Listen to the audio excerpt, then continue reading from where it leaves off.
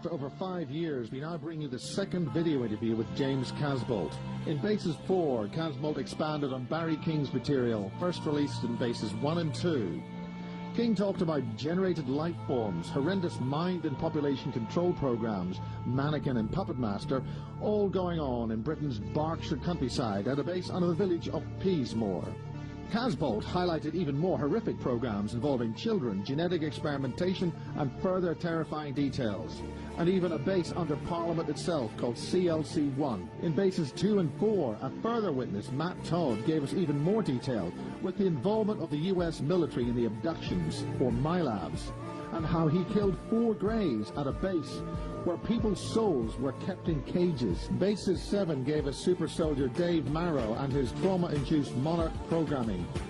Selected at birth and trained to fight off-planet perhaps, Matt Todd demonstrated radio signals coming from his many implants, the existence of some other form of dimensional reality, and a war with super beings is implied.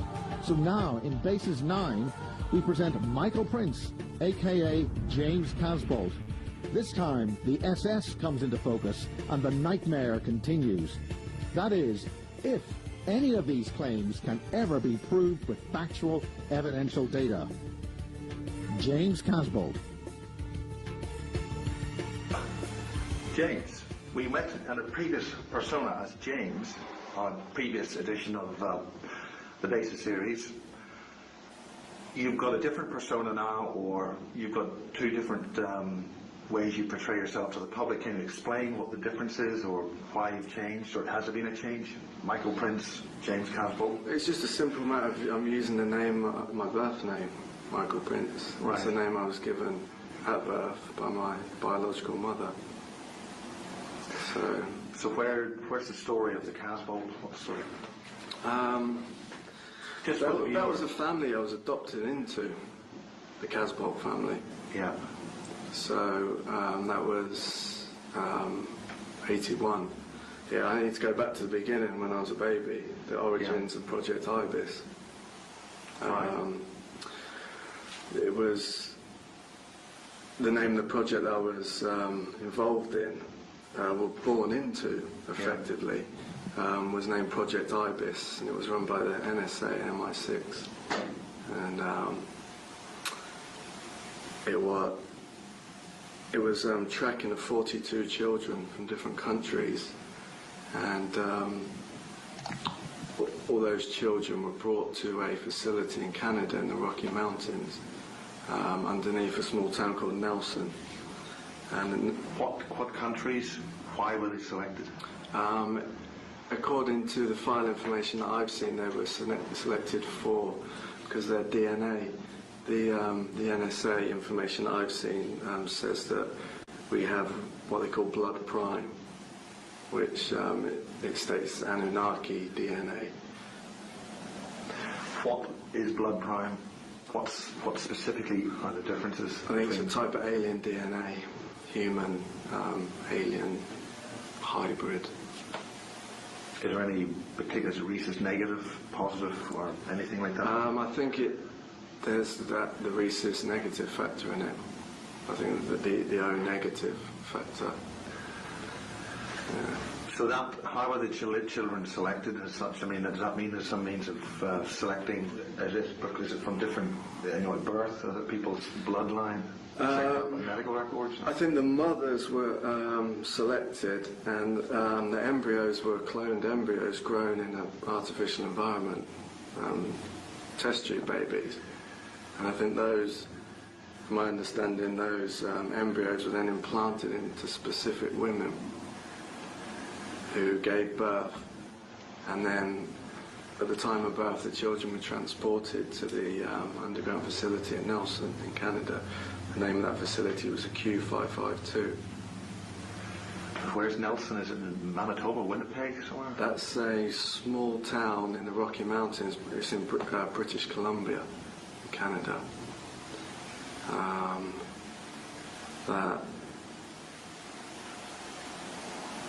So we were all taken there at the time of birth.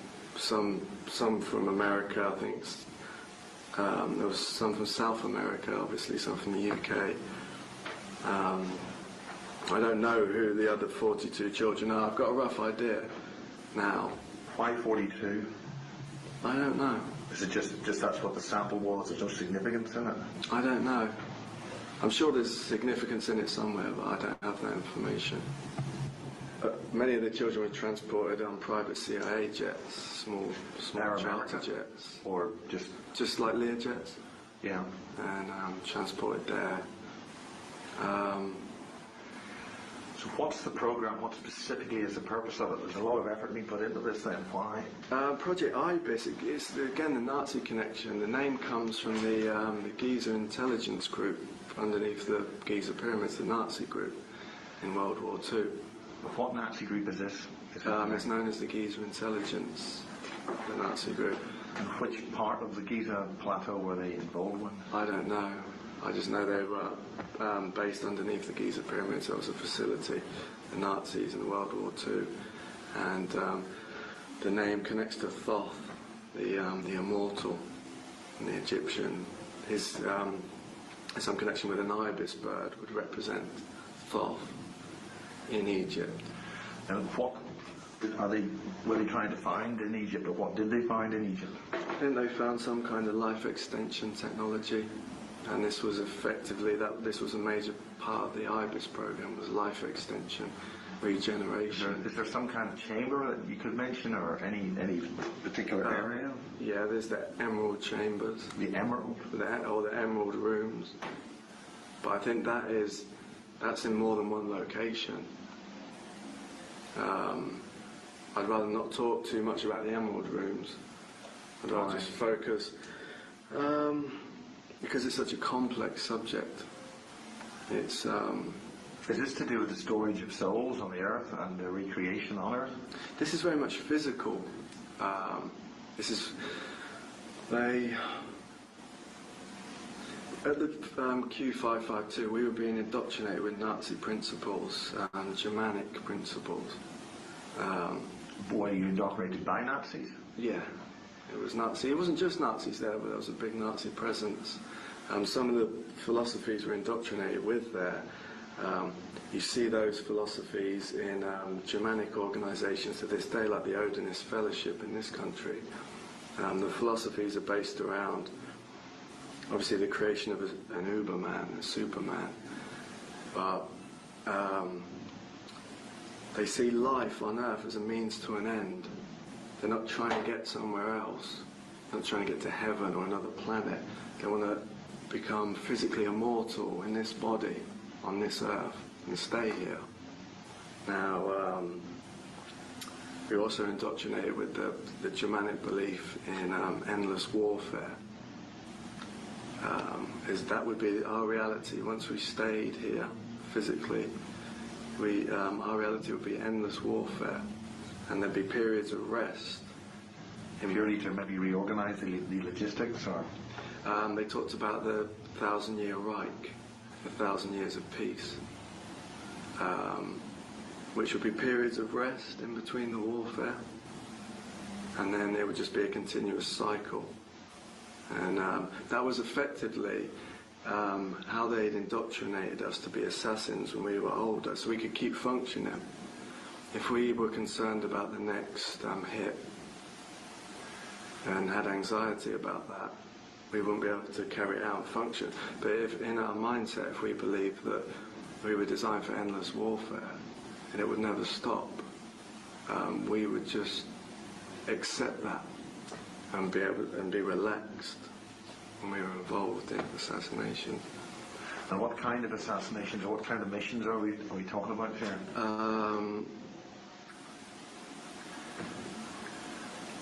This is in numerous countries, many different ways. So it's is it? I mean, are we sort of going and doing a 1, 2, 3 bump somebody off, or just different types of assassination? A lot of it was standard gunplay. I mean, that came later on down the road. Obviously, we were actually raised in this facility as babies. So from 1976 to 1979, we were raised in this base. where it was in the mountains, it was underground, but there was it was above ground. The main entrance it was like an aircraft hangar. And what kind of general area are we talking about? What can you describe any of the buildings? it's in the mountains. It's a very private location near Nelson, just near Nelson in the mountains. Would there be a mountain name you could name? It's near. I think it could. I'm not sure the mountain name.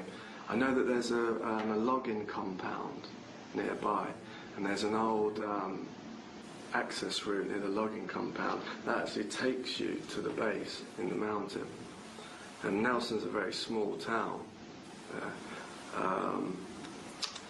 Again, the above ground section of it was an aircraft hangar, and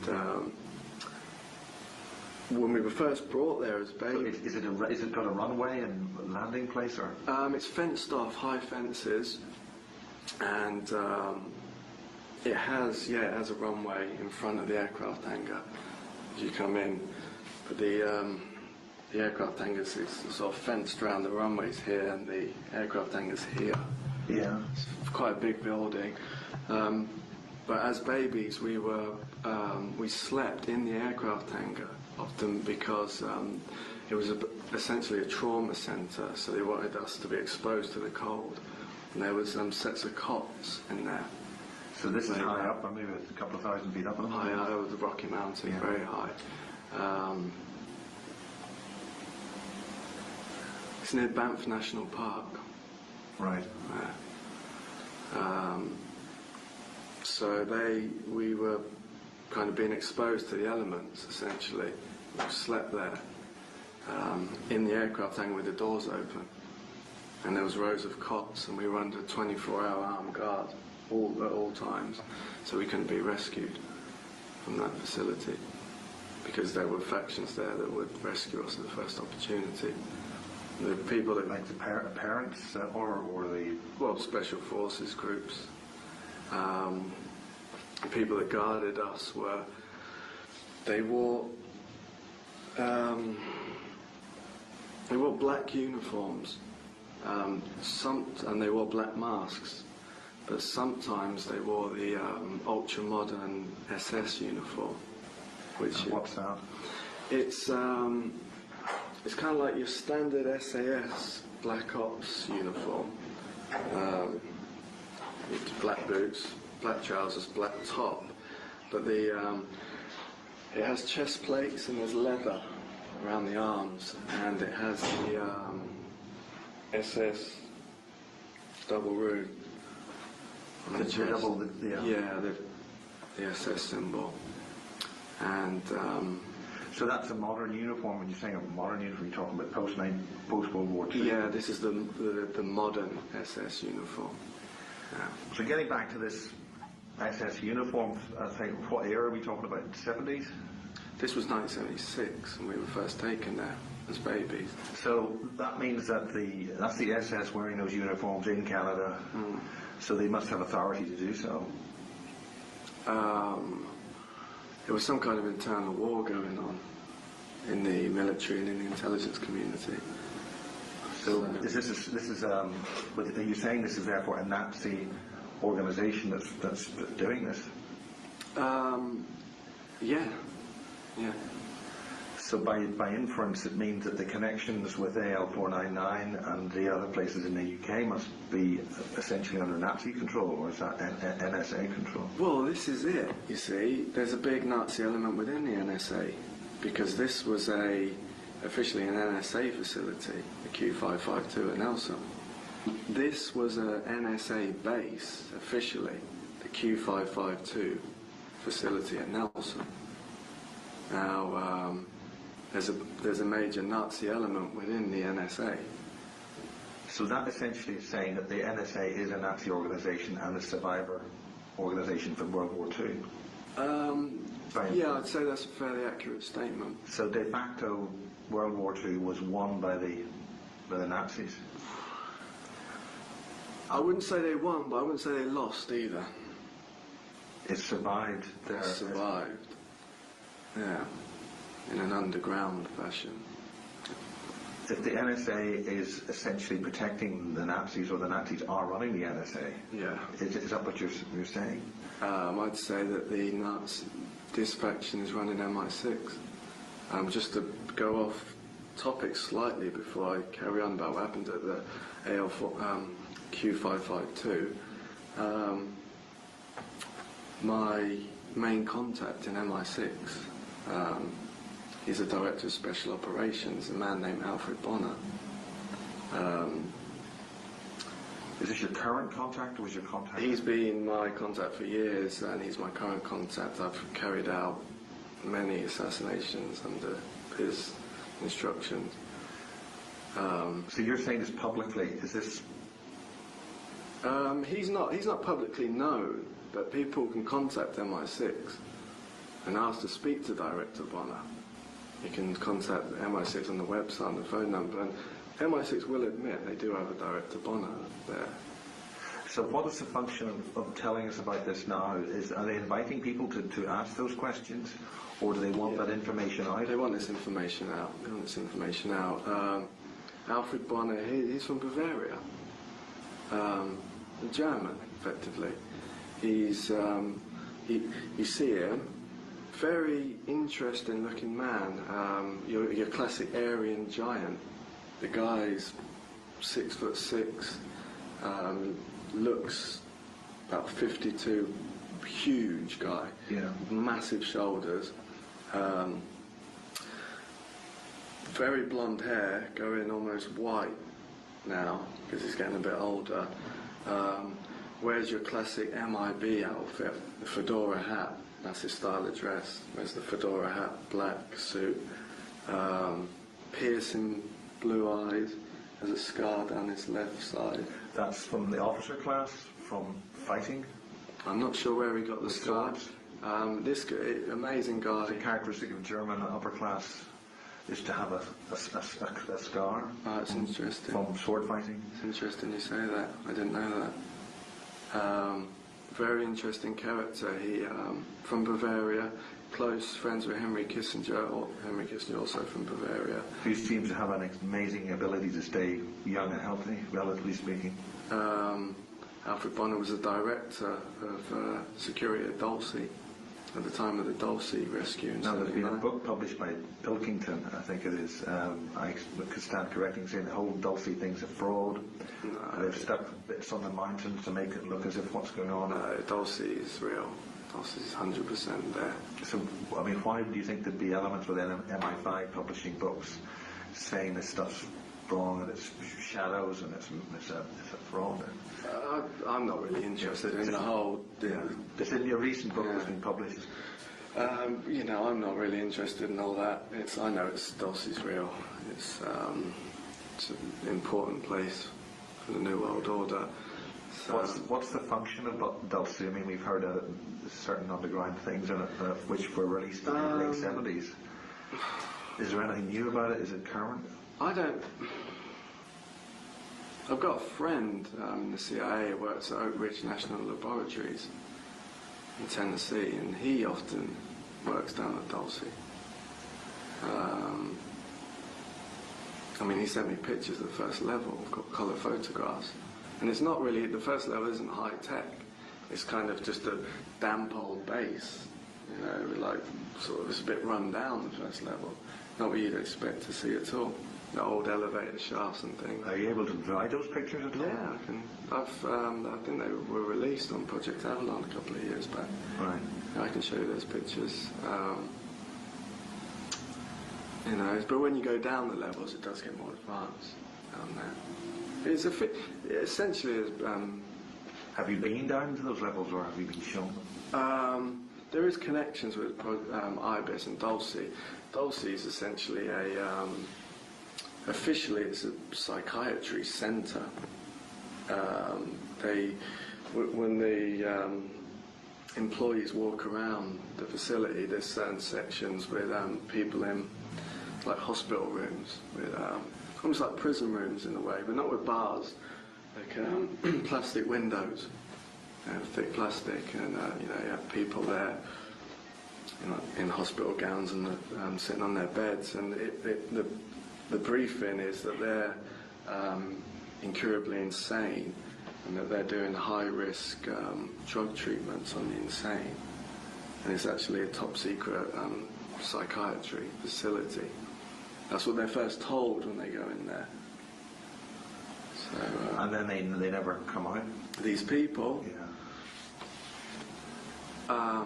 I think a lot of them don't come out. There's, as you go these particular hallways at Dulcie, these rooms in the corridor curved round, and every kind of 12 rooms you have an operating theatre. These people are taken out as operating theatres there, and the Q552 facility in Canada, in Nelson, was there was a lot of Nazi psychiatry conditioning going on there. What sort of, when you talk about conditioning? Well, for instance, at the facility they were, it was essentially a trauma centre. Now, they did a lot of conditioning with us with wild animals, and what they were doing there, they used Canadian wolves, they used snakes, they used cats, wild cats, tigers and things. They were giving us the attributes of wild animals. They were subjecting us to, for when we were older, for all-terrain warfare, jungle warfare, Arctic warfare. So we had the attributes of wild animals. How do you get the attributes of a wild animal? They used, they set up, I think it was the second level down at the Q552, they set up a kind of pen, 30 feet wide. They set up this pen, they put the babies in the pen, and they put wild animals in the pen. They might put snakes in there, or wolves. Only one type of animal at a time. They didn't mix the animals. It was always one type. Now this pen was very similar to a Skinner box they use in psychiatry. What's a Skinner box? A Skinner box is famous psychiatrist Skinner, I forget his first name. He designed this box, and they put babies in it, and they put animals in with the babies, and they were doing cognitive behaviour tests, seeing how the babies would react to the animals. And they would, in this particular device, they put us in there, and they set up screens in the corners of the pen, and people's faces would be put on the screens, enlarged, and the faces would call us and get our attention. We'd look, and the faces would start talking to us, people, and then the faces would look like they were changing into half human, half whatever the animal was. So if it was a snake, if they were putting snakes in the pen, the person talking would start talking to us, and then his face would change into half human, half snake, lizard. And George Bush Sr. was the main handler of that particular facility, and his face would often come on the screen and talk to us, and he would do very much the reptile with the snakes. That would be his area. Was that something that was done on a recorded type of a level, or was it he did it personally? He was on the screen. I'm not sure if he was there sometimes physically, but I mean the guy travels all around the world to all different bases. He's a major programmer, so I don't know, he could have been over the other side of the world. And he would come on and... Is this something that you experienced directly? I saw him. He used to talk to me. And what age were you when this happened? This was 76. I was a baby. Yeah, and this carried on. I spent from 76 to 79 there, and grew up there. The Queen Mother as well. She was a programmer there. She would, her face would be flashed on the screen, but her speciality was wolves. Whenever they put the wolves in with us, she would come on, and she'd talk to us, and she would start to change into half woman, half wolf-like face on the screen. Was this done by some kind of electronic video effect, or? I don't know. Yeah, I don't know. Can you name any other animals associated with different other people? The only ones I remember is George Brasina with snakes and the Queen Mother with wolves. The place was very dark. I'm still starting to. It's difficult to remember everything that happened there. It's still coming back in bits and pieces. I remember being put in the pen and this group of babies, and there were toys put in, and one of the babies took a toy off another baby, and the little baby turned around and hissed at the other child like a snake, and his face sort of went like a snake. So this was absorbed into them psychologically, or? Yeah.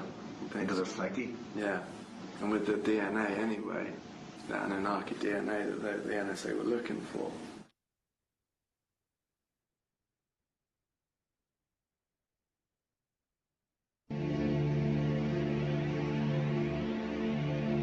In part one, we heard how Michael Prince is the birth name for James Casbolt, and how he was taken to a base in Canada near the small mountain town of Nelson in British Columbia for cyborg enhancement as mind-controlled children selected by their specific blood types, on how they were exposed to the open cold night in a large aircraft-style hangar to sort out the men from the boys, just as in ancient Sparta, then guarded by Nazi SS troops in modern-type uniforms in the late 1970s. Michael sent this scan of one of his security clearances. However, in earlier images he sent claiming to be at the Dulce base, this could be anywhere. So if anyone really knows what these forms refer to, please contact megawatts@blueyonder.co.uk.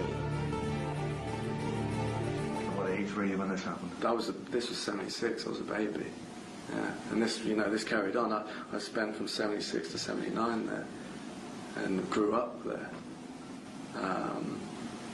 The Queen Mother as well. She was a programmer there. She would, her face would be flashed on the screen, but her speciality was wolves. Whenever they put the wolves in with us, she would come on, and she'd talk to us, and she would start to change into half woman, half wolf-like face on the screen. Was this done by some kind of electronic video effect, or? I don't know. Yeah, I don't know. Can you name any other animals associated with different other people? The only ones I remember is George Brasina with snakes and the Queen Mother with wolves. The place was very dark. I'm still starting to. It's difficult to remember everything that happened there. It's still coming back in bits and pieces. I remember being put in the pen and this group of babies, and there were toys put in, and one of the babies took a toy off another baby, and the little baby turned around and hissed at the other child like a snake, and his face sort of went like a snake. So this was absorbed into them psychologically, or? Yeah. Into their psyche? Yeah. And with the DNA anyway, the Anunnaki DNA that the NSA were looking for. So explain who the Anunnaki are. I mean, there's lots of different versions or different things about the Anunnaki. What is this kind of Anunnaki, or precisely? That term's bandied around a lot. Our group was, there were Germanic roots, Aryan roots, which I would say connects to Aldebaran in the Pleiades. So I think Anunnaki, is a Sumerian word that just means visitors from the stars or something like that.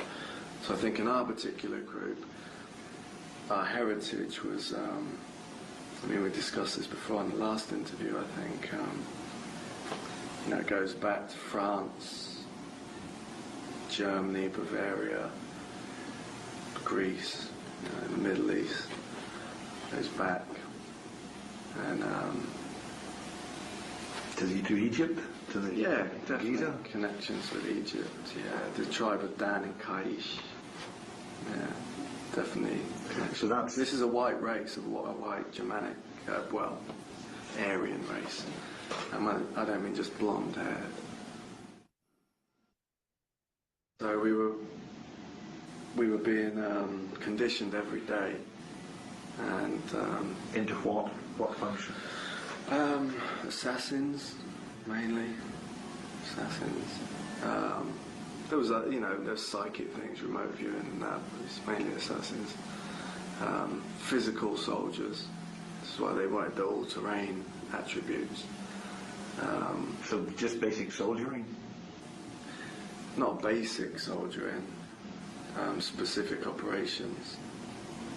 Such as? Crash retrieval, hunting, tracking aliens. What kind of crash retrieval? Ships that were shot down for alien creatures. So you were specifically dealing with the crash retrieval of non-human craft? Yeah, that came later. There was many of them. Tracking alien entities through jungle terrain, desert terrains. Almost smelling them. Almost be picking up this scent like a... Even though to the average person, many of these aliens would appear human, would you... There was all different types. We tracked all different types. There was a wolf type of being, bipedal, humanoid wolf, like a Bigfoot.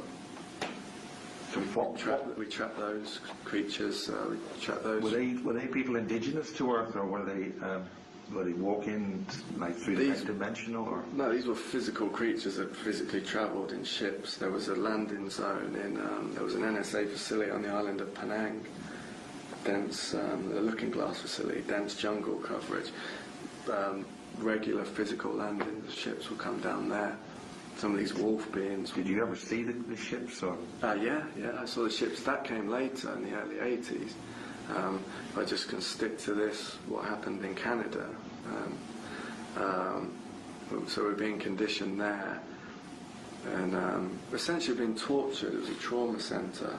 So... How did the conditioning function? What happened when you were conditioned? What was done? Well, they terrorise us. I remember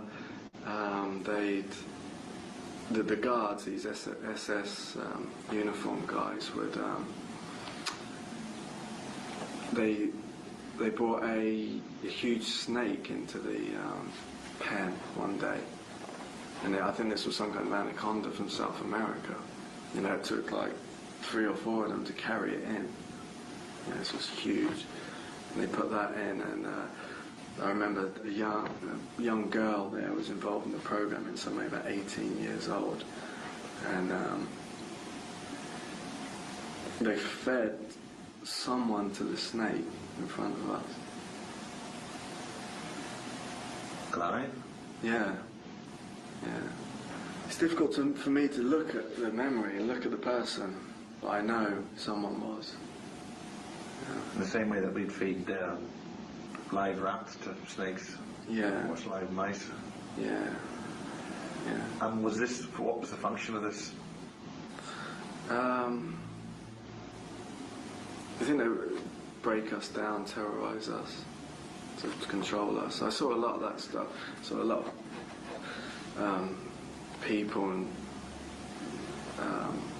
later on I saw a young girl thrown in a cage with a wolf, and like torn to pieces, and that was in England later on. What part of England? Berkshire. Yeah. AL499. Yeah. We had to be under armed guard 24 hours a day at the Q552 because it was. There was groups apparently that wanted to rescue us from that, because there's not, if you... How did you know about that? Did you find out that? Found out later. Yeah. So They're definitely not all powerful or anything like that. Definitely, it wasn't like a impenetrable facility. You know, a lot of these facilities aren't. You can get in them if you really want. Yeah. And boss people out if you really want.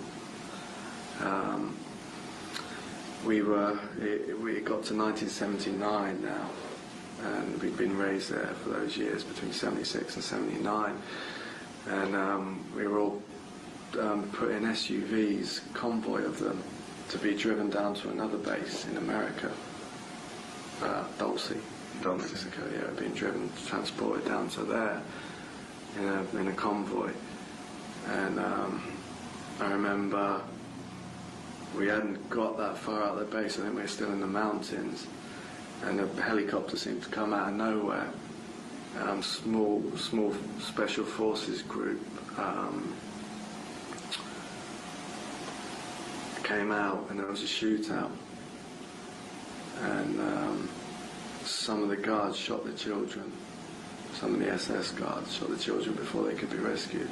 Some of the children, but most of us were rescued, and we were brought to a building in Toronto. It was a large building, a skyscraper. Yeah. We were brought there to an underground car park there, and the top level of the facility was. Just near Young Street, or? I don't know where it was. I could try and find out, but I'm not exactly sure. But I know it was in Toronto, and we were. Maybe downtown Toronto, or? I know the area that well. Okay. I just know it was there was a lot of skyscrapers there, and this was one very tall building. We were in the top level of the building. You could look out across the whole area in it. And how many of them were you? When we got to the building in Toronto, and we stayed there for a few weeks. I remember sitting in a room. We used to sit in classrooms together there. 15, 20 of us. Yeah, about that. So the group that rescued us were based around Com-12 in Majestic. What's Com-12? Com-12 is a group centred around US Naval Intelligence, but it's actually a Majestic group. I'm in contact with one of the men who rescued us in America in 79. But I can't say too much about him at the moment. Right. Again, another Germanic character. We're seeing really that this Nazi control, this Germanic control, is very much in control, or are they tolerated within the organisation? Well, there's good and bad in this faction. I mean, there's a whole Germanic faction which are fighting against the people doing all this evil and the. So what do we have? What are the two basic good guys, bad guys? Okay, who are the bad guys, so to speak, and what is their aim, and what's their function, and what's the purpose of all that? I can't simply separate it into two factions. We don't. We run on survival dynamics. What I mean by that is it's about the survival of ourselves, survival of our families, survival of the organisations we work in and our race. That's how we can understand. We don't believe in good or bad. So ultimately, the good and bad side is essentially you're surviving. It's us surviving, but then it's not just us surviving. We work on all the survival dynamics. Whereas if a person is abusing children, they're working against the survival dynamics. They're our enemy. Right. So this is how we can operate. But we have to have lines and boundaries, or else we won't know who's who, and we won't feel righteous and justified to take military action, which we do on a regular basis. We went through operations there. There were surgeons there, and. What was the function of those? Because the surgeons cut us open and found cybernetics inside us. So they'd at the Q552, they'd slowly been cybernating us through with surgery, and essentially creating a cyborg soldier. Now, the surgeons at the place in Toronto, they cut us open, and apparently they were like, what a mess, you know, this is, and they were thinking about trying to remove it, but then it turned out that this technology would integrate it into us. It couldn't be removed. It was actually a natural part of our bodies now. Is this detectable in any way? I'm sure it is. I'm sure it is. Yeah. So are you saying that we could somehow, if we booked the relevant place, we could check out your cyborgs? If you went to one of those scanners in at the airports, would they see it? You know, the new scanners? Yeah, that's interesting. Apparently, the bone is a type of metal that, I'm not a scientist, but it's something to do with being off the periodical chart. It's not a metal that's known to man, so it won't set off standard metal detectors. I've been told the closest thing we can compare it to on this planet is a mixture of gold and diamond. It's extremely hard.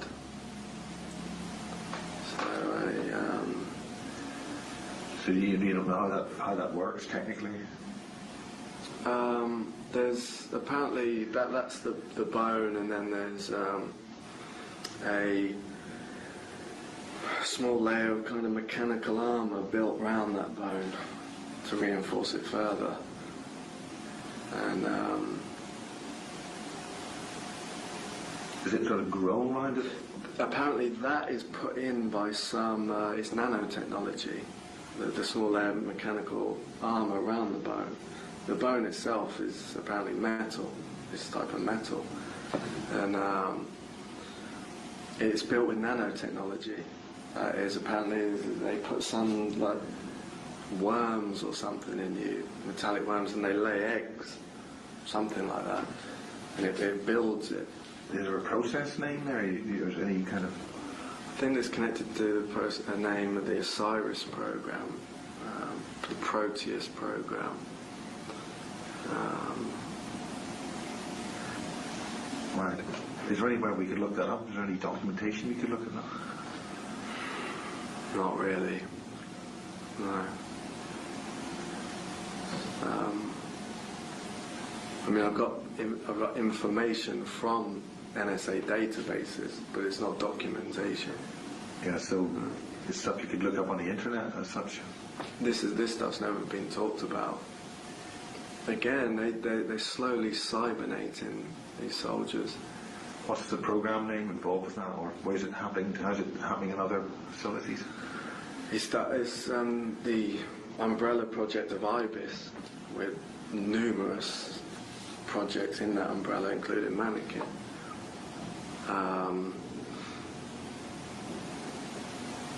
So yeah, these surgeons wanted to remove it because they didn't understand it. So by removing it, would it cause more damage? So they have to leave it? This stuff had integrated into us, so they actually classified a new life form, the scientists after that. They classified us, they called it we were ascended machine technology. Ascended machine technology, essentially a cyborg with a soul. And they developed a new law of robotics around us, a new science around us.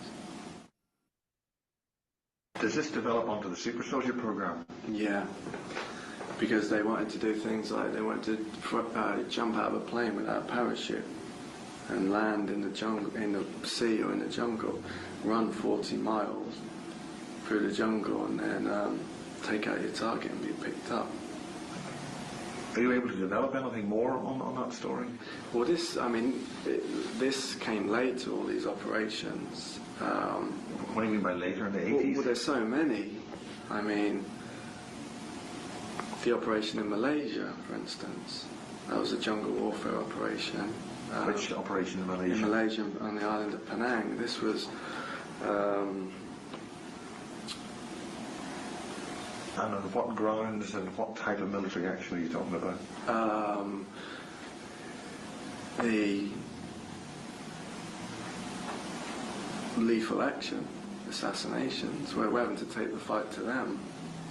And who's them? Where would them be? Well, okay, you want names, you want places. places. We want some means of graphic. Okay. 2007, myself and another individual drove up to London. We travelled to South London. It's around the Elephant and Castle area. Now,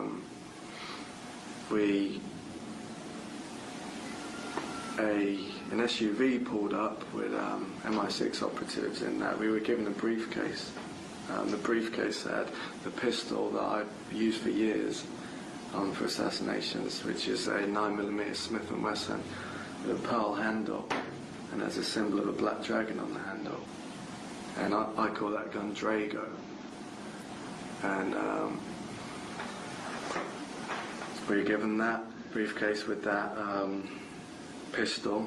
There were these small devices in there, cubes, which kind of artifact. They're very old pieces of hardware. What do you mean by old? Are you talking about ancient technology? I think it's an Egyptian connection, maybe thousands of years, maybe older, very old. What's that, little puzzle boxes? Small cubes, a bit like a Rubik's Cube, but metal around the side and engravings. And they're simply, you hold them in front of your certain energy centers and you focus your brain waves through them. So yeah. If you have... So are you saying that the handles of the gun or the crystals have got a signature to use so that you can only use it? Yeah, that's right. The Drago only I can use. I mean, Drago has alien technology incorporated into it, has special types of bullets that have been... So it's an ordinary bang-bang gun? No, it has special type of bullets that have engravings on them, on the bullets, and a special type of metal. Because when you... So you are shooting a different type of being? If you're not just shooting an ordinary person then? If you're going to shoot an enhanced soldier or intelligence operative, a Glock 17 is not going to do it. I mean, it's the chest plate's reinforced, the slug won't go through it, or the organs are protected. So is the bullet essentially going to form a nanotechnology on it that breaks the structure of whatever it's hitting? I think so, and there's some occult aspect to this with the engravings on. They're apparently these bullets are blessed by something to do with the Vatican, and they this brings a new meaning to the term Vatican assassin. yeah. So is it designed to go through some kind of psychic shielding of some description? It's both. It's physical and the psychic aspect. So it's got to break through some kind of thought-based force field? Yeah, exactly. And that's where the engravings and they're blessed by the Vatican. It's nice to know that the Vatican are blessing us bullets to assassinate other beings. So, so that by definition, are you saying that the reason why you guys have been modified, brought into being, is because these other enhanced beings are running around the place, or land, or are they alien or extra-dimensional beings, or what? These are the same. Is it all terrestrial? No, these are the same human cyborgs, the same people who are raised in these bases. These are our counterparts. We're all the same team. So you're essentially... But these are our dark counterparts who we're warring against. And that's because they've been programmed by these SS people? We've all been programmed by the SS people, but we managed to bust out of it. They didn't. That's the difference. So they've had their programming fully enhanced to a certain level, and then you've had your programming enhanced to try to destroy these other people? Basically, it's an internal war. Yeah. And when we, the particular guy we assassinated on that night, his name was Dixon Ramey, not his real name, top MI6 operative. I think we got, yeah, you wanted to know some of the details about this internal assassin war. Dixon Ramey, not his real name,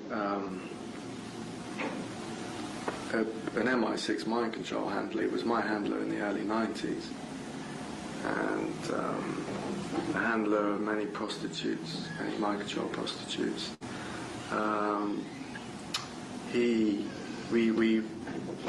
We arrived at his house in South London, myself and another man, and I walked up the pathway, knocked on the door. A woman answered it, prostitute, MI6 prostitute who was living with at the time, and I used a cube to control her. And can you describe these cubes? Are the size of Rubik's cubes? A bit bigger than a Rubik's cube. That's quite big. Yeah. You just hold it in front of this energy center here. Just hold it, simple, and then you just talk to them. It's because it connects with a cranial implant. So you just say, okay, let me in. Sit in the front room, sit down on the sofa. He was in the Where do you store a cube like that? So well, you hold it in front of you, like that with two hands. Yeah. Like that. And then it's just a matter of talking, giving commands. And yeah, sit on the sofa. Ramey was in the toilet at the time. The cube had already started to make him submissive when I was in the house. So he just came out the toilet in half trance anyway. I just told him to go upstairs and wait in the bedroom. And he just went upstairs and just sat on the bed and waited for me. And he had a bar there in the front room. You know, and I got the woman to sit down. I got her to pour us a drink. We sat down, and we were looking for pearls. Well, when I say pearls, it's an NSA code name for a suitcase nuclear weapon. He'd stolen the suitcase nuke, and it's a bit careless of him. Well, that's what got him shot. And you then shot him. So I interrogated the woman about the location. Turns out that this thing's on a boat, a certain boat in a certain location. Once I'd got the location of the pearl, the suitcase nuke. It's on the River Thames? No, it was in an ocean. Yeah, on a boat, on a yacht. But I won't give the names of the place in the yacht. I had a little radio. I called my associate in, and we went upstairs, and he put a pillowcase over Ramey's head, and then I shot him in the face 7 times. With the pistol. With the pistol, with the special bullets? Yeah. Is that because he needed the special bullets? That was my MO, Miles. Several shots to the face on many targets. That was. Is that to disable the brain functions if, in the event of it being a Manchurian, it could continue functioning with one shot to maybe the other part of the body? They don't want them to regenerate, and also they want to destroy the evidence of the cranial implant. Yeah, they have to destroy them. For the autopsy, in case the autopsy went into hands that they can't control. What is your primary function now in talking now? I'm still active. What's the main thing you want to get across then? What's your People need to know this, what's happening. They need to give themselves a chance. Because things. What do you mean by giving themselves a chance? Well, things are going to speed up and increase. Oh, this war's underground now, but it's going to burst onto the surface. It's going to burst into the streets, which it already is, but that's going to... Can you suggest any indications which would illustrate that things are bursting into the streets? I won't give any examples now, but people know what I mean in the next few years. And I just want to give people a chance. I mean, there are suggestions that we've all been told that we've been programmed or led to believe that 2012 is happening. There's going to be catastrophic events. So there's a whole pile of major global catastrophic events being programmed by the so-called Illuminati to illustrate this is the end of the world and bang, bang, bang, we're all going to die. You know, the Japanese earthquake that's happened recently. Is that an example of that earthquake? Some people have suggested it was it was triggered artificially, or is that the kind of thing you're talking about?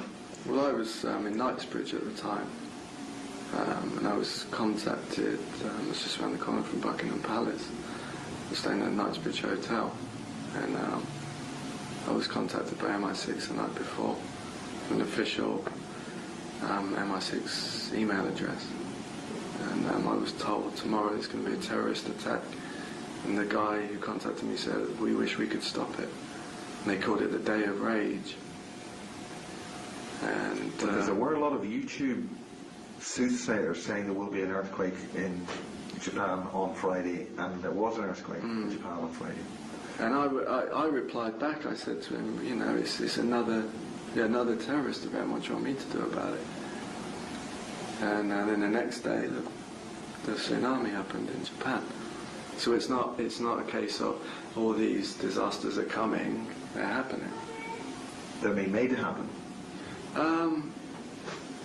Yeah. I mean, I'm not going to talk about the tsunami because it was a lot more than a tsunami. But what I'll say about that, and then I'll leave it at that, is people need to research the Battle of the China Gates. Captain Mark Richards. What happened there with the earthquake? What that really was. The Battle of the China Gates. When was that? Where? And that was in the late 70s.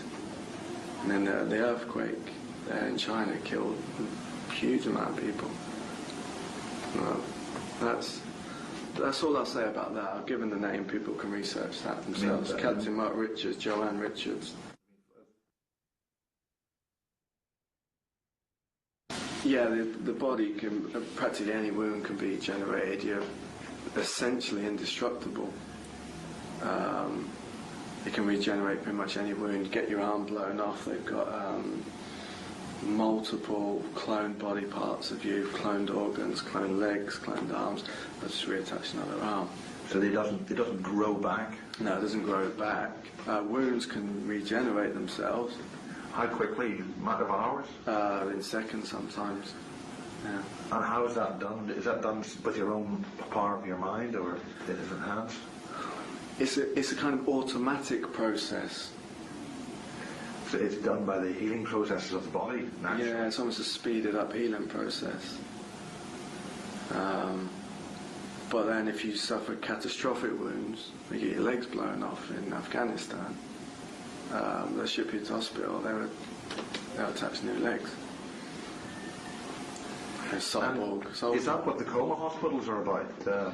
I think that was the early experiments of that stuff, but they perfected it now. They don't need that. They don't need body parts from other humans. For every enhanced soldier, they'll have all these body parts on ice in cryospace. Are they grown, or do they keep whole versions of you around? No. I mean, how do the practicalities of that work? I mean, I'm not a scientist or a geneticist, but I know that they can take your DNA and then they build the arm and then they just keep it in cryo storage, frozen.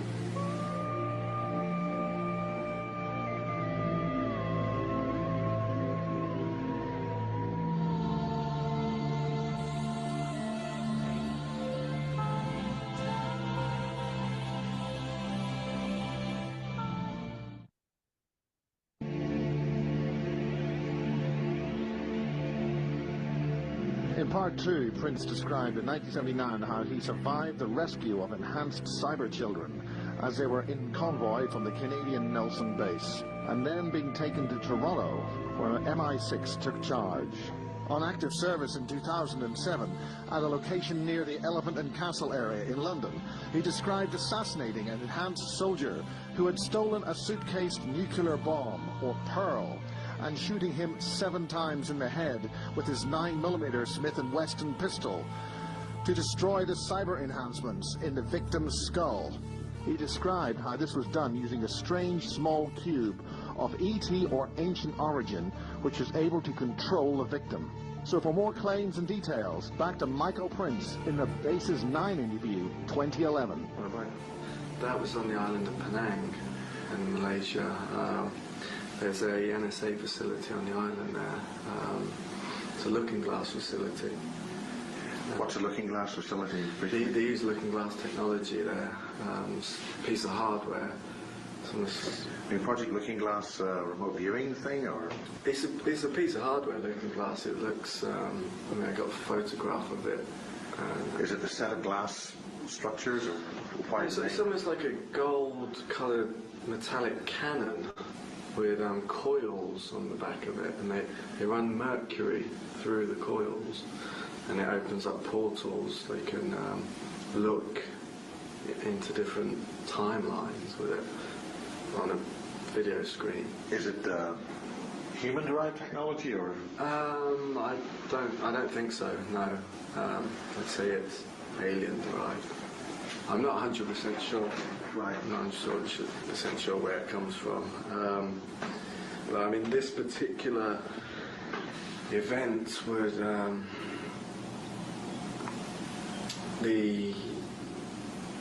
I was taken there by my carer, who I was delivered into her care from Toronto and taken back to London in '81. A mother figure, like a carer? This was the woman, I mentioned her name on the interview with Richard last night. Kate Casbolt. Kate Casbolt, yeah. Right, okay. Yeah. Which is where you get your persona, James Casbolt? Yeah, not my biological mother. Yeah. I mean, we've discussed this, Yeah. Kate and I. There's connections with MI6 with her, definitely. So she's essentially there to keep you happy and healthy and in a sort of a normal way? Yeah, kind of. It was complicated because there was... Like a foster mother? Or? Yeah, but then her husband before 81P Casbolt, he was the MI6 agent who was involved in the drug trafficking operations. I mean, I've seen some of his file data from MI6. And he's the guy who got killed, is that right? He died in Doncaster prison in 2003. He was serving 6 months for possession of false passports. And this was in conjunction with his function in MI6, but why did they let it go through, or was it? Was he operating freelance, so to speak? He would sometimes operate freelance. He'd take drugs from the shipments to sell on the side, and you know, it isn't a drug. So he extended his brief? Yeah. And they didn't like that? Yeah. And there was also, I don't know, that's the reason why he died. There's something going on that I need was to he get bumped to the off in bottom prison of. because people knew he was an agent then? I'm pretty sure he was bumped off. He was, his file data talks about him being involved in remote viewing programs for the NSA, a program called Albrighton Clear. Albright? Albrighton, because it was based in Hove and Brighton. All right. And there was an NSA remote viewing program run from Brighton. Albrighton Clear it was called. And I was given his identification number for that program. So here's MI6. The guy who raised me for a few years in Berkshire and Reading, Neil Pettit. He was never married to Kate Casbolt. They were never married, but they were together for a number. What's his name again? Neil Pettit. He worked just near Peasmore, Hermitage in Newbury. Yeah. He was a director of an aluminium company there, a big major company. It was a warehouse called Hymex. It's called Service Metals now. And he had defence contracts with the MOD. He worked underground at RAF Welford. Can you describe more about Welford? Is it just there for nuclear weapons storage, or I mean? I'm not too sure about Welford. I know he worked under there. He worked underground at Boscombe Down too, and there were some sinister aspects of the company. There was some kind of child pornography trade, video trade going on within the company. Is that connected with the ritual child abuse, trauma-induced program? I'd say that it's connected with the underground facilities. When I remember when I was a kid in Reading in Berkshire, I found some videos underneath his dresser, and it showed, I put it on, it showed a group of men in a Masonic hall dressed in Egyptian robes, and they were sexually abusing little girls. On that particular video, it was a child pornography thing. Because I mean, I was being sexually abused by Neil regularly. He was multi-generational incest. His stepfather had come out of a Japanese concentration camp at the end of World War II, and when his name was Jim Murch. Now, when he came back to Berkshire, he started to straight away sexually abuse Neil and his sister, and there was satanic ritual elements of it where he killed the animals in front of them. I remember Neil always, because Neil was an alcoholic as well because of all this, and he used to get drunk and sit me down and always tell me the same stories when he was drunk. He used to always tell me about how when Jim took him and his sister down to go and killed the rabbits in front of them, killed the pet rabbits in front of them, cut their throats. And he used to say to me, "Oh, do you know what a paedophile is?" And I was young, I was sure, and he said, "If I saw you in the pub and you told me you were a paedophile, I'd punch you straight in the face." He used to say things like that. But then when he used to get drunk, he'd go into blackout, then he'd come in my room and start sexually abusing me.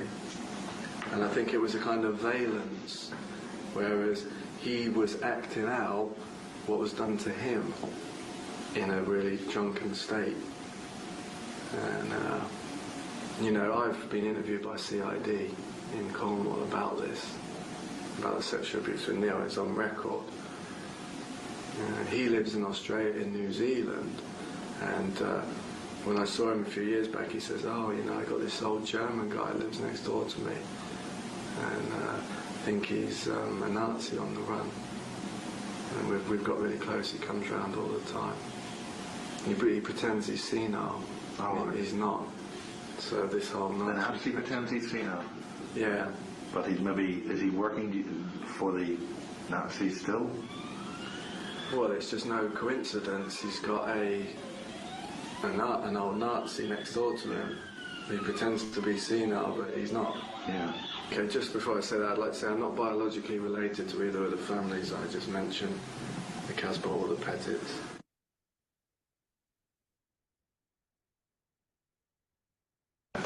I was taken to Malaysia by Kate Casbolt, the island of Penang, and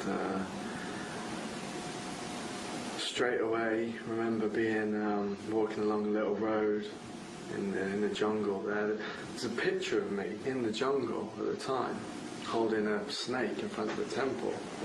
I was put on Project Avalon, and I just remember we were taken off the road by an army jeep and driven down a windy road in the jungle to a facility, fence facility, went in and separated from Kate Casbolt, taken underground in a lift, and there was kind of some command centre there, just a series of computer operators in their desks, and taken by an American military officer and shown video footage. I think it was some kind of satellite video footage, and I'd hand him something to do with remote viewers too, and it showed a alien creature in the jungle, a type of bipedal wolf, almost like a small Bigfoot, but wearing almost a brown robe with a belt around it, with some kind of hardware around the belt, and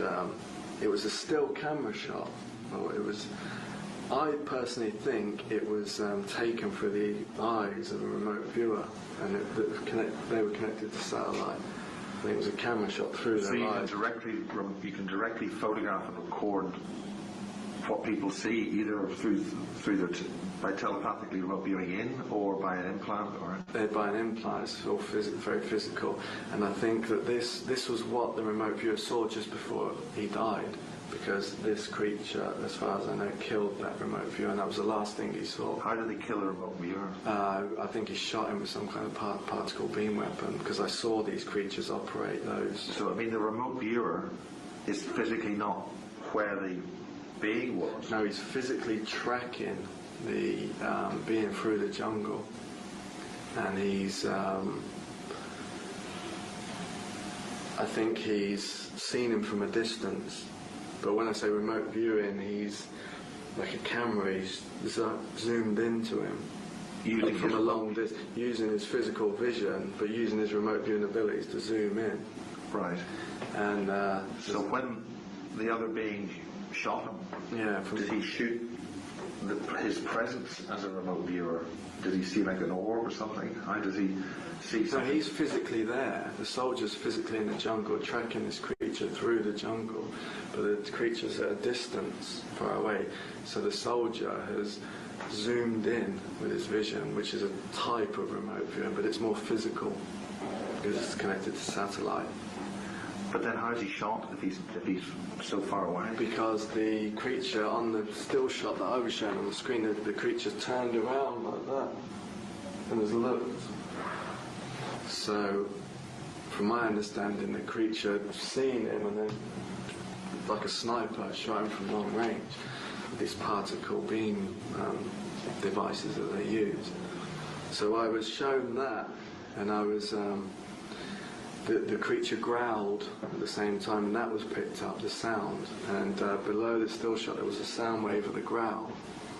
And the military officers used the word gruff. I'm not exactly sure what that meant. A gruff? Gruff, just gruff. G-R-U-F-F. Gruff.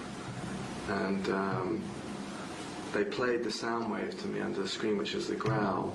And they played it to me once, and then they said, focus on it. And then they played it to me again, and played it about 3 or 4 times, and each time I was picking up the energy signature of the creature. And what do you mean by the energy signature of the creature? I was... A lot of it was to do with its scent. I was picking up its scent, but by hearing it, I could smell it. So that would help you track it? Yeah, and this is where it comes into the conditioning we went through with the animals back in Canada. So then, bring us to where the event happened. So I was taken out again above ground, put in there was a 2-jeep convoy, soldiers in it, there was a woman in the front, and we were driven through the jungle it was like a path in the jungle basically, and we got out and we trekked through the jungle for hours. I mean, I was only a little kid, and after a couple of hours we stopped for a rest in this clearing in the jungle. It was like almost like the pathway turned into almost a crossroads, like one path come this way, one path there, like a crossroads, and we'd just stopped to have a drink and have a rest, and I'd pick something up in the trees, and what do you mean by picked it up? Sensed it? I smelled it, but it's more than just smell. It's like you can see smells. I picked something up in the trees, and I looked up and I saw it in the tree. We were supposed to be tracking it, but it had been following us. It already knew you were coming? Yeah, and it was there, it was in the tree. And I shouted up to one of the soldiers, I said, it's up there. And this is where the abilities of these soldiers comes in. This was the first time I saw the abilities of them. And this was later I would have the same abilities. The moment I saw it and it knew that I'd seen it, it kind of went up right like that, and it shot some beam out towards me. It was almost like it made the air like swish, like a rotation like that. I just felt the swish, like this rotation sort of coming towards me. But it was like metallic, but it glowed. The air? No, the thing that it shot. Yeah. This particle beam or whatever it was. You could feel, it was so powerful, you could feel the air moving. As it came towards you, and it was swiveling as it came through. But it was so fast when my senses picked it up, and just before it hit me, one of the soldiers somehow projected some force field around my body. And so this is a relatively slow... No, it's very fast. This happened all like in a split second. I'm not sure. It's almost like time slows down. And it all happened in a split second, but the soldier was able to project the force field around my body before it hit me. So he'd already projected this to you? Yeah. As soon as you said where it was? As soon as I clocked him, bang, he shot. He fired in the tree. So this is a protection mechanism? The soldier projected a force field around like an egg. It was almost like water. And then boom, it didn't hurt me at all. Didn't even. And then it all happened so fast. And then I seen another soldier. He's up in the. We're standing here, and he's up in the tree here on the left-hand side. Seen another soldier, like in a split second, he's there. He's like a cat. He's run to the tree, and he's scaled up the tree. He's run up the tree like a cat. Yeah. Like an animal. He's actually run up this big high tree. And Is it like a palm tree or some kind of leafy tree or with lots of branches? Or... He had quite a thick trunk. Enough, it was bigger than his body. Yeah. Maybe 1.5, twice the size of his body. And he's standing there. It wasn't the soldier that projected the force field, it was a different one standing behind him, and he's there. He's in a split second like a cat. He's at the base of the tree. And like I say, then he's running up the tree, scaling up the tree like a cat. And he gets to the top of the tree, and he's like perched on top of the tree in the branch. He's perched like a bird or something, like squatted on the branch. Like looking up, and his back is like expanded outwards. He's almost like pulled energy up, like from his centre, and he's like, boom, and his back's boom popped out. What popped out? His back, the muscles in his back have popped out. Yeah. Like bulging out of his top. Like, and he's perched in the tree, and this thing has either jumped from this tree to the next tree, or he's some sort of teleported to the next tree, to the next branch. He's gone woof, just... Yeah, but it's like he launched himself, but then you don't see him flying through the air. He sort of launched himself off the branch, and then he's like, poof, he appeared. He does the same thing. He chases him into the next tree, and he like sort of launches himself off the branch, but again, he's sort of teleportation. He just appears in the next tree, and then the creature's like boom to the next tree. They're chasing each other through the trees. The creature and the soldier. I mean, it's amazing to watch. And after a while, they obviously disappeared. You can't see them anymore. And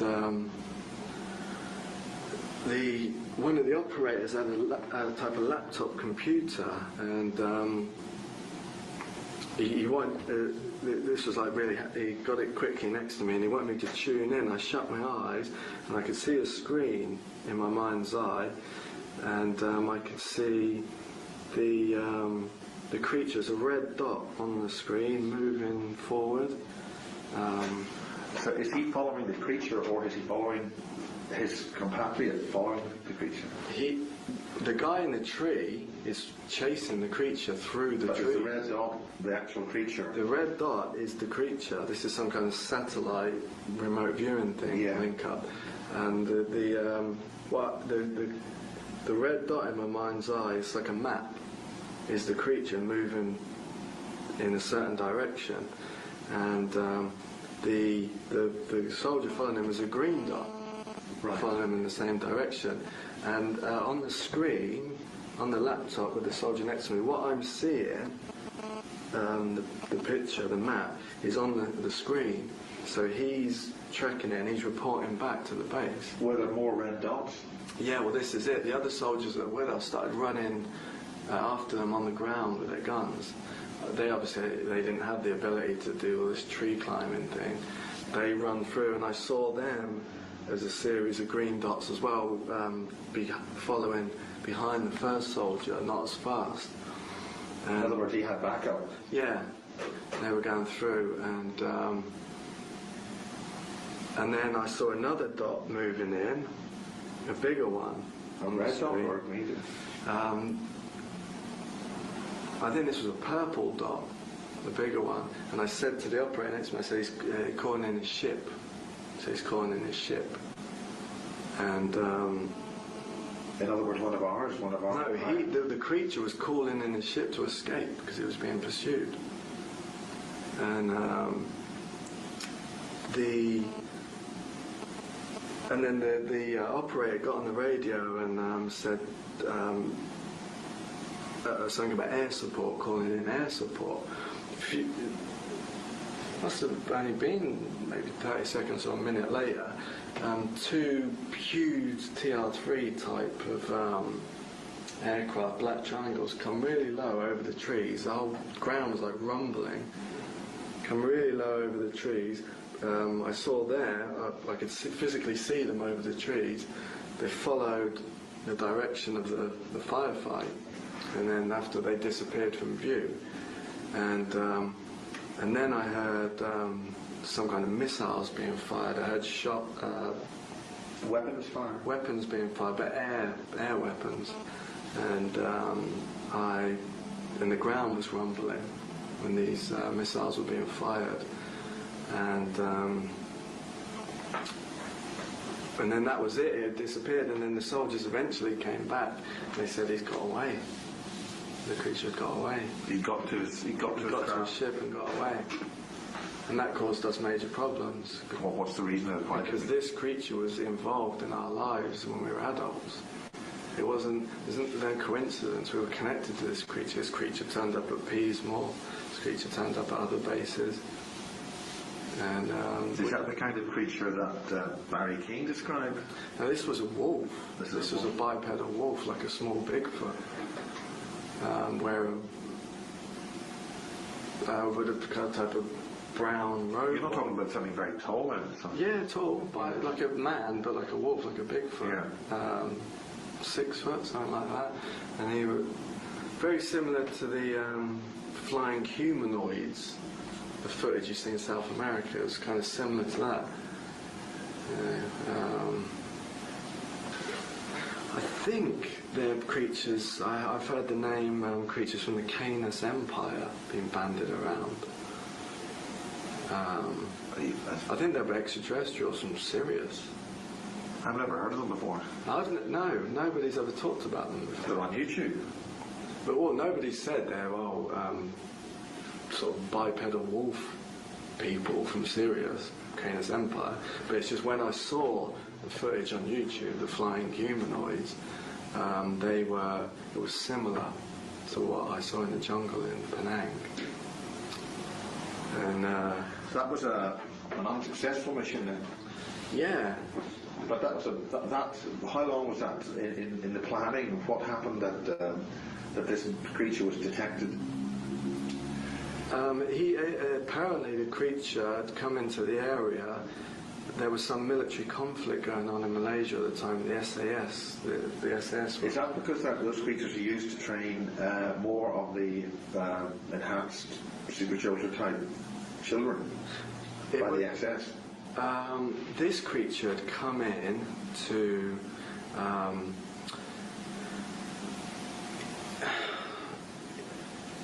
it was somehow learning about human emotions. It was learning from the conflict of the soldiers killing each other in the area. There was something to do. There was some military conflict between the SAS on the border of Malaysia and Thailand at the time.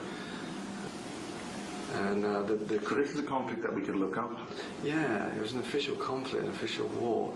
And the creature had come in, it was learning about the human emotions, it was studying the conflict, and it was almost feeding, when the soldiers were killing each other in the jungle, it was almost feeding off their energy, almost in a sexual way, feeding off the death and the fear and the hate. So it's very nasty. So then that would be useful for reprogramming or programming more super soldiers or more enhanced soldiers? Well, the creature turned up at Peasmore and was used in the programming. So it turned up at Peasmore before or after? This was years later. Yeah. Oh, years later? This years later, yeah. It came back to the planet. I mean, it might never have left the planet. So why were we trying to pursue it, to kill it? Or were we trying to kill it? Were you trying to kill it? I think they were trying to kill it. But then why would it then come back in and say hello? Because it obviously escaped, and then it had its human collaborators, which were probably these factions that we've talked about that haven't got the human race best interest at heart.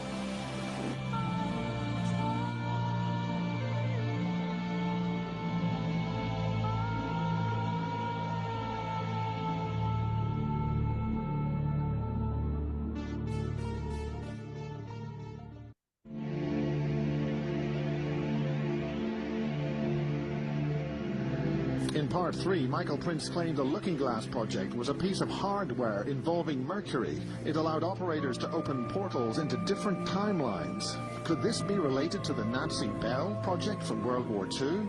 He describes his life as James Casbolt, with his carer, Kate Casbolt.